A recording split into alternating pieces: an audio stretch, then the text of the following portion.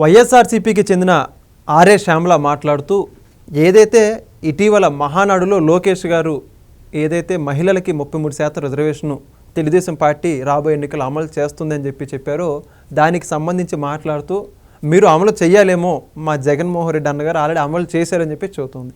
అసలు జగన్మోహన్ రెడ్డి గారు ఎప్పుడు మహిళలకు సంబంధించి రిజర్వేషన్ బిల్లు అమలు చేశాడు, అసలు ఏం జరుగుతుంది వైఎస్ఆర్సీపీ పార్టీలో మహిళలకు సంబంధించి మరిన్ని విషయాలు తెలుసుకోవడానికి మనతో పాటు ఉన్నారు తెలంగాణ తెలుగుదేశం పార్టీ రాష్ట్ర అధికార ప్రతినిధి సూర్యదేవలత గారు. మేడం నమస్కారం అండి. నమస్తే మేడం. చంద్రబాబు నాయుడు గారు లోకేష్ గారు చెప్తారు కానీ చెయ్యరు, జగన్మోహన్ రెడ్డి చెప్తాడు చేస్తాడంట. దానికి ఉదాహరణ ఏంటంటే మహిళా reservation bill already Jaganmohan Reddy గారు అమలు చేశారంట. ఎప్పుడు చేశాడండి అసలుకి? అది దాని ద్వారా లబ్ధి పొందిన మహిళలు ఎవరు, అసలుకి ఏం జరిగిందంటే ఏమంటారు మీరు? ఇప్పుడు వైసీపీలో ఎప్పుడు మహిళలకి అక్కడ అంత అవకాశాలు ఎక్కడ కల్పించారో ఆమెకే తెలుస్తుంది. ఏంటంటే ఆవిడ ఆలోచన ఏంటంటే నాకు ఒకటి ఉద్యోగం దొరికింది కాబట్టి నాకు ఒకటి నెల నెల జీతం పే చేస్తున్నారు, నన్ను అప్పుడప్పుడు ఫ్లైట్ టికెట్లు వేసో కారుకు పెట్రోల్ ఇచ్చో అక్కడ వరకు విజయవాడ వరకు పిలిపించుకొని మాట్లాడుతున్నారు, నెల నెల అకౌంట్లో జీతం పడిపోతుంది కాబట్టి ఆవిడకి రిజర్వేషన్ మహిళా బిల్లు ఆవిడ వరకు పాస్ అయిపోయింది, మిగతా అందరికీ పాస్ అవ్వాల్సింది పని లేదు. అంటే మీరు ఇప్పుడు ఒక ఎగ్జాంపుల్ చెప్తాను. ఆయన అందరూ అంటారు కదా తల్లి చెల్లి మాట్లాడుతుంది శ్యామల ప్రతిసారి కూడా. అవును నిజం కాబట్టే మాట్లాడతారు. తల్లి అంటారు, చెల్లెళ్ళు అంటారు, గొడ్డలి అంటారు. అది కుటుంబంలో జరిగింది. ఇంకా ఎక్కువ మాట్లాడితే పావురాలు గుట్ట కూడా అంటారు. దాని మీద కూడా డౌట్ వచ్చింది ఇప్పుడు. సో ఇవన్నీ జరిగినవే కదా.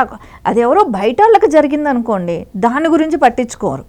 సో ఇంట్లో కుటుంబ సభ్యులు జరిగినప్పుడు ఖచ్చితంగా దాని గురించి మాట్లాడతారు. అంటే ఎందుకు అంటారు అసలు? అయినా కూడా కుటుంబ విషయాలు ఎందుకు బయటకు పెట్టాలంటున్నారు? కుటుంబ విషయాలు బయట పెట్టాలి అనడానికి చాలా రకాల రీజన్స్ ఉన్నాయి. అంటే ఏంటంటే వీళ్ళు ఎప్పుడు అంటే వాళ్ళు ప్రభువుని నమ్ముకున్న వాళ్ళు, ఆ నమ్ముకోవడంతో వాళ్ళు జెలిసీలు దీనికి ప్రత్యేక విమానాలు వేసుకొని సంవత్సరానికి ఒక ట్రిప్ వెళ్ళేవాళ్ళు రాజశేఖర్ రెడ్డి గారి హయాంలో. సో అక్కడికి వెళ్ళినప్పుడు కుటుంబ సభ్యులు అందరూ కలిసి వెళ్ళినప్పుడు ఆయన అంటే నేను ఇది ఒక చోట చదివాను కూడా. అంటే అక్కడ అన్నారు ఆస్తుల పంపకాల గురించి డిస్కషన్ వచ్చినట్టు. అక్కడ జెరూసలేంలోనా? అక్కడ మాట్లాడేటప్పుడు వాళ్ళకి చెప్పారంట 50-50 పంచుదాము అని. అప్పటికే సాక్షి మీడియాలు ఇవన్నీ కూడా వచ్చేసాయి. అన్ని ఆస్తులు బాగా అంటే చనిపోవటానికి కొద్ది రోజుల ముందు అనుకోండి, 2008 ఆ టైం. అంటే ఆ టైంలో అన్ని డిస్కషన్స్ వచ్చేటప్పటికి అక్కడ 50-50 అంటే ఆయన టైం తీసుకున్నారని జగన్మోహన్ రెడ్డి గారు, తల్లిదండ్రులేమో 50-50 అంటే రాజశేఖర్ రెడ్డి గారు విజయమ్మ గారి డెసిషను ఆడపిల్లకైనా సమానంగా ఆస్తిలో వాటా ఇవ్వాలనేది వాళ్ళ డెసిషను, షర్మిల గారికి కూడా అని అనుకున్నప్పుడు దాని గురించి ఆలోచించి చెప్తానని చెప్పి ఆయన సపరేట్గా భారతి గారితో వెళ్ళి డిస్కస్ చేసి 60-40 రేషియోలో పంచుకుందామని అంటున్నారంట. జగన్మోహన్ రెడ్డి గారికి 60%, ఆయనకి జగన్మోహన్ రెడ్డికి ఏమో 60, షర్మిల గారికి ఏమో 40 అంట.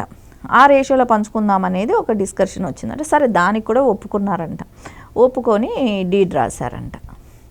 అది ఇప్పుడు ఈ రోజున తన్నుకోవటానికి కారణమయ్యే ఇది కూడా ఆ రోజు జరిగిన సెటిల్మెంట్.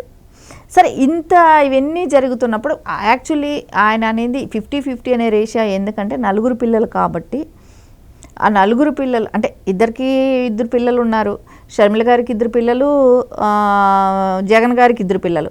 సో 50-50 అంటే 4కి సమానంగా వస్తుంది, మనవాళ్ళు మనవరాళ్ళకి అందరికీ కూడా సమానంగా వస్తుందనే ఆలోచనతో చెప్పుండొచ్చు. సో అది సరే మార్చుకున్నారు, ఏదో కొంచెం పర్సంటేజ్లో సెటిల్ అయింది అని అన్నప్పుడు దాన్ని కూడా ఎప్పుడైతే రాజశేఖర్ రెడ్డి గారు చనిపోయారో దాన్ని కూడా ఇంప్లిమెంటేషన్ లేదు. సరే జైల్లో ఉన్నప్పుడు నేను జైలు నుంచి బయట వచ్చాక ఆస్తులు పంచుకుందాం అనే మాట మళ్ళా వచ్చింది.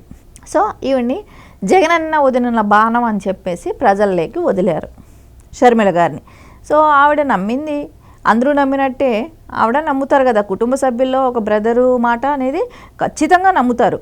అంటే మోసం జరగలేదు కాబట్టి అప్పటికి బాగున్నారు కాబట్టి నమ్ముతారు. సో ఇప్పుడు నమ్మమంటే ఇప్పుడు ఇన్ని జరిగిన తర్వాత నమ్మమంటే అంటే ఒక పేపర్ డీడ్ లేనిదే ఇప్పుడైతే నమ్మరు. ఒక పేపర్ మీద రాసుకుంది ఇప్పుడైతే ఇట్లాంటి పరిస్థితుల్లో ఎవరు కూడా నమ్మరు. ఎందుకంటే స్టార్టింగ్ మోసపోవటానికి ముందు జరిగిన విషయాలు కాబట్టి. సరే ఆవిడ నమ్మారు, అన్ని వేల కిలోమీటర్ల పాదయాత్ర చేశారు. చేసిన తర్వాత ఎప్పుడైతే అధికారం వచ్చిందో అసలు రూపం చూపెట్టడం మొదలుపెట్టారు. సో ఏమీ లేదనటం, ఏమీ ఇవ్వాల్సిన అవసరం లేదనటం.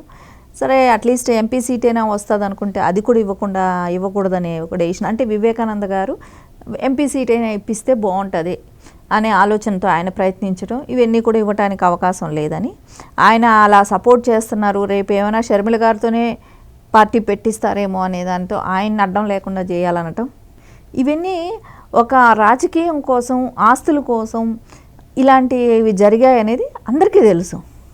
అరే సొంత చెల్లికి, తల్లికి, ఇంకొక చిన్నాన్న కూతురికి, చిన్నాన్నకి, చిన్నాన్న భార్యకి, వీళ్ళందరూ మహిళలు కాదా? సో ఇప్పుడు ఇక్కడ నలుగురు మహిళలు, కుటుంబంలో ఉన్న నలుగురు మహిళలు. సో నువ్వు సమానంగానే వాటా పంచినాడివి, నువ్వు మాట్లాడతావా?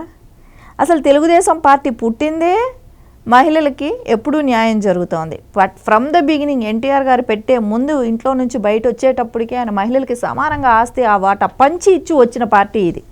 అంటే కొడుకులతో సహా కూతుర్లకు కూడా ఈక్వల్గా సమానంగా ఆస్తి పంచారు ఎన్టీఆర్ గారు. అలాంటి పార్టీ ఇది. అలాంటి పార్టీ సిద్ధాంతాలతో పెరిగిన వారు నారా లోకేష్ గారు. అలాంటి వ్యక్తిని నువ్వు విమర్శిస్తున్నావా? నీ స్థాయి ఏంటి? నీకు ఏదో నిలబెడితే జీతం పడిపోతుంది అనే ఒక దాంతో నువ్వు ఇలా మాట్లాడటం, ఇది ఎంతవరకు? ఇది మీ నాయకుడు ఎంతవరకు క్యాపబుల్?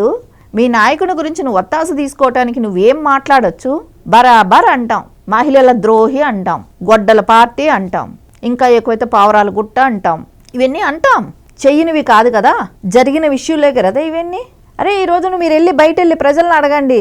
అరే తల్లికిను చెల్లికిను పిన్నమ్మకి చిన్న కూతురికి వీళ్ళకే నువ్వు చూడలేని వాడు, వాళ్ళకి మొగదిక్కే నువ్వైన వాడివి, నువ్వే పట్టించుకోని వాడివి.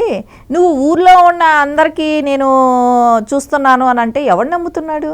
నువ్వేం చేసావు మహిళలకి? ఆవిడ చెప్తుంది ఇంకొక మాట, జగన్ అన్నంట మహిళలకు అందరికీ కూడా 15,000 ఇచ్చి, అంటే పిల్లలకి ఎడ్యుకేషన్ పరంగా తల్లికి వందనం అని చెప్పేసి 15,000 ఇచ్చాడని. అమ్మ నువ్వు వెళ్ళి ఒకసారి చూసుకో, 15,000 ఎక్కడిచ్చారు? 13,000 ఇచ్చాడు. ఎంతమంది పిల్లలు ఉంటే అంతమందికి ఇస్తానన్నాడు, కానీ మాట తప్పాడు, ఒక్కరికి ఇచ్చారు. ఈరోజు నారా చంద్రబాబు నాయుడు గారు, లోకేష్ గారు, కూటమి ప్రభుత్వం కలిసి ఈ రోజున ఎంతమంది పిల్లలుంటే అంతమందికి పిల్లలకి, 3 పిల్లలుంటే 3కి, 4 పిల్లలుంటే 4కి కలిపి ఇస్తున్నారు. ఇక్కడ మహిళలకు ఇచ్చినట్టు కాదా? యూత్కి ఇచ్చినట్టు కాదా? తెలుసుకొని మాట్లాడు. పార్టీలో గతంలో ఏం జరిగింది, ఇప్పుడు ఏం జరిగింది, తెలుగుదేశం మూలాలేంటో తెలుసుకో. తెలుగుదేశం పార్టీ ఏం చేసిందో మహిళలకు తెలుసుకో.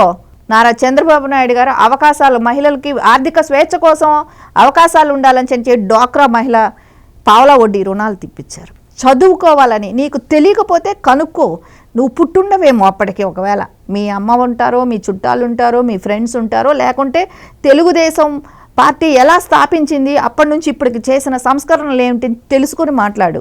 అంతేగాని నోటుకొచ్చినట్టు మాట్లాడక. తెలుగు మహిళా విశ్వవిద్యాలయాలు లేవా? మహిళలు చదువుకోవాలని సైకిల్స్ కాడ నుంచి మొత్తం అంటే నారా చంద్రబాబు నాయుడు గారు మహిళలకు ఆర్థికంగా సెటిల్ అవ్వటం ఒకటి, ఎడ్యుకేషన్ పరంగా అభివృద్ధిలో ఉండాలనుకోవటం, ఇవన్నీ ఆయన తెచ్చిన సంస్కరణలు.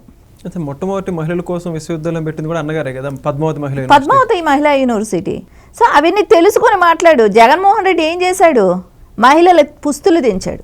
లిటరల్గా లిక్కర్ వ్యాపారం చేసి మహిళలకి మెళ్ళ పుస్తులు లేకుండా చేశాడు. నువ్వు ప్రజల్లోకి వెళ్ళి తెలుసుకో.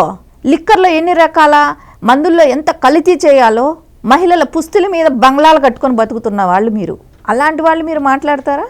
అంటే ఇవన్నీ కూడా ఇవిడికి తెలిసి మాట్లాడుతున్నావు అని అంటే నిన్ను ప్రజలు క్షమించరు. తెలియకపోతే తెలుసుకొని మాట్లాడు. నోటుకొచ్చినట్టు మాట్లాడితే ఎవరు సహించేదానికి సిద్ధంగా లేరు. Thank you. నమస్తే.